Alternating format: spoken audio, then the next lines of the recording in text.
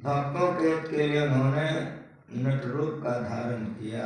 संसार के उद्धारक रावण को मारकर जब आए, तभी उत्तरकांड का बात है कि प्रजा को बुलाकर उपदेश दिया है कि शरीर साधन का धाम। आज जो कुछ ऐसा साधन किया है उत्तम साधन कीजिए। आज देखते हैं कुबागा के गुफा में गुरु महाराज जी साधना किए, महान हो गए। इसका हो रहा कि नहीं हो रहा? टकली के गुफा में समर्थ स्वामी रामदास जी साधन कर रहे थे। छत्रपति शिवाजी राव के वे गुरु थे। छत्रपति शिवाजी राव के गुरु थे, वे साधन कर रहे थे। ये शरीर साधन का धाम। बहुत अधिक समय गुफे में रहते थे, कभी कभी बाहर निकलते थे हवा वगैरह लगाने के लिए, घूमने फिरने के लिए। टकली में एक बहन रहती थी, उसका नाम था अन्नपूर्णा।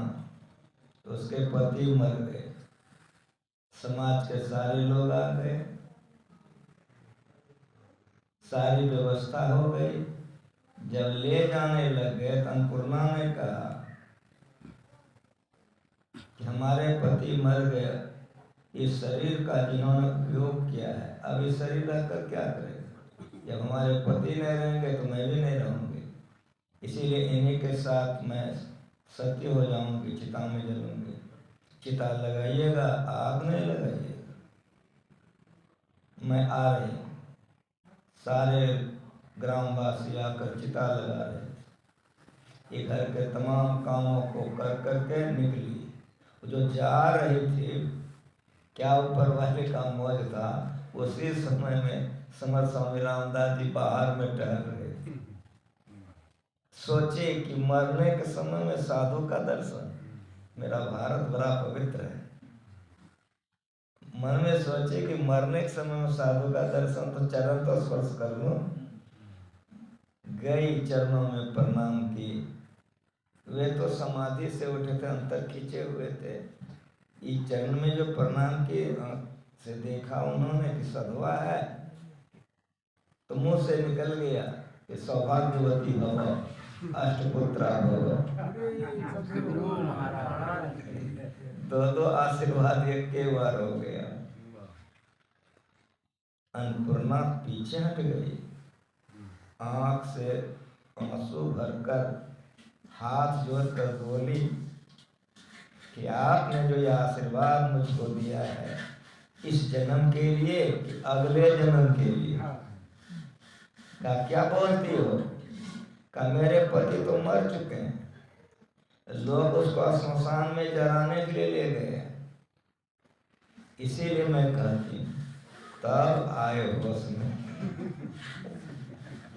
आप लोग सदगृहस्थ हैं, बाल बच्चे वाले हैं, माँ खीर बनाई है, पिताजी रसगुल्ला लाया है, अब बच्चा सो गया है, तो खाइएगा ना? और कहिए, उठाइएगा ना कि पिताजी रसगुल्ला लाया है, माँ खीर बनाई है, बेटा खा लो। सुनता है रे? तो सुनता हूँ। तो खाओ न रे, मुंह में दीजिए, ऐसे करेगा रसगुल्ला गिर जाएगा। वो सुनता है नहीं सुनता है, वो देखता है नहीं देखता। क्यों?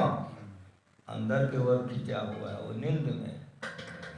अब सोचिए कि जो नींद में अंदर की ओर खिंचा हुआ है, वो देखते हुए नहीं देख सकता है। जो समाधि में खिंचा हुआ वो किधर देखेगा? सो सुनने के लिए आएगा, ये सुनने लिए गया। जो साधन धाम करता है वो अंदर की ओर रहता है। तीन अवस्था हम लोगों की होती है, महापुरुषों की नहीं होती। वे तुर्य के इस किनारे में रहकर संसार शरीर का संभाल करते हैं, और तुर्य के उस किनारे में जाकर समाधि में बैठे रहते हैं। ये शरीर साधन धाम है, ये साधन करने के लिए शरीर मिला है। अंदर की ओर खींचे हुए थे। जब बोले कि मेरे पति मर गए हैं, श्मशान घाट लोग लेके चला गया है, तब अन्नपूर्णा को नीचे ऊपर देखने लग गए, और देखते देखते बोल दी कि बेटी, अगले जन्म के लिए मैं नहीं दिया हूँ, इसी जन्म के लिए दिया हूँ, चलो मेरे साथ। गए वहाँ, जैसे लोगों ने देखा कि बाबा आ रहे हैं, सब प्रणाम करने भीड़ गए। अरे तुम लोग ये मुर्दे का रस्सी खोल दो, सब खोल दिया। का तुम लोग बगल हो जाओ, सब बगल हो गया। हाथ में पानी ले लिए समर्थ स्वामी रामदास जी महाराज, आंख बंद करे ध्यान से हो गए। यही साधन, आंख बंद करके जो होता है इसमें अपार शक्तियां उपलब्ध होती है, यंत्र साधना है। आंखें बंद के आंख खोला और जय जय श्री रघुवीर की, भगवान राम का नाम लेकर उस मुर्दे पर छिड़ दिया। अन्नपूर्णा का पति उठ करके बैठ गया। श्री सद्गुरु महाराज की जय। हमारे भारत का इतिहास है, दंत कथा में। संतों के जीवन चरित्र से आप लाभ उठा सकते हैं या उनके उपदेश से। इसलिए संत मत सत्संग होते हैं। संत मत सत्संग में संतवानियां प्रधान है या संत प्रधान है। ये साधन है, जो ऐसा साधन कर लेता है वो अपना तो कल्याण करिए लेता है, जिसका कल्याण करना चाहता है पल में कर दे निहाल भजो सद्गुरु। ये शक्तियां हो जाती है। ये साधन करने के लिए शरीर मिला। जब अन्नपूर्णा का पति उठकर बैठ गया तो अन्नपूर्णा ने कहा क्या देख रहे हैं? उठ के ठहरे होइए। ठहरा हो गए। कहा देख रहे हैं आप तो मर चुके हैं, मर चुके थे। ये चिता आपके लिए लगाई गई थी, लेकिन देख रहे हैं बाबा को, इन्हीं की कृपा है जो आप उठ करके बैठ गए। चलिए प्रणाम कीजिए। दोनों पति पत्नी आकर के चरणों में जैसे प्रणाम किया, समर्थ स्वामी रामदास जी बड़े खुश हो। कहा बेटी पहले तुम अकेले प्रणाम की थी। कहा जी, कब दोनों मिलकर प्रणाम करते। दोबारा आशीर्वाद सुनो, सौभाग्यवती भव 10 पुत्र हो। चले गए घर। बहुत से लड़के उनको हो गए अन्नपूर्णा को। जब बड़ा बेटा बड़ा हो गया कुछ, तब लेकर आई कि गुरुदेव इसको शरण में रखा जाए, यह आपको चढ़ाती हूँ। मुस्कुराए कि फल प्रसाद चढ़ाती हूँ।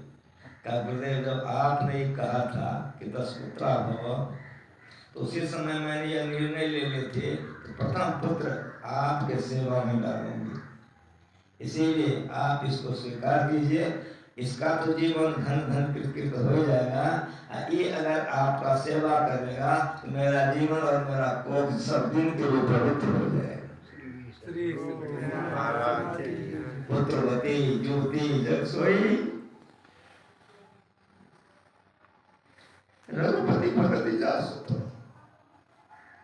वह माय धन्य है, वह पिता धन्य है जिसका संतान साधन करे और मोक्ष के दरवाजे को खोले, उसके ओर बढ़े। साधन धाम मोक्ष कर द्वारा, पाए नहीं परलोक समारा। इस साधन धाम पाकर के जिन्होंने परलोक को नहीं सुधारा, सो प्रत दुख पाओगे, उसको दुख होगा। इसलिए हम लोगों को दुख नहीं हो। भजन भेद ले लिए हैं। ब्रह्म बेले में उठकर ध्यान कीजिए, स्नान के बाद ध्यान कीजिए, शाम में ध्यान कीजिए। लेकिन यहाँ पर तो ध्यानाभ्यास है। यहाँ 5 बार ध्यान कीजिए, 3 बार सत्संग कीजिए। मतलब समझ में कुछ आया? हरदम अपने मन को अंतर में रखिए। कोई विशेष जरूरत हो तो बोलिए, कोई विशेष जरूरत हो तो कहीं चलिए, नहीं तो अधिक से अधिक समय सत्संग ध्यान में लगाइए। सिमटा होगी, सिमटा में ऊर्ध्वगति होगा, ऊर्ध्वगति में कल्याण होगा, आने का फल प्राप्त हो जाएगा। इन्हीं शब्दों के साथ एक बार प्रेम से बोलिए श्री सद्गुरु महाराज की जय। भजन कहिए, भजन का कर कीजिए।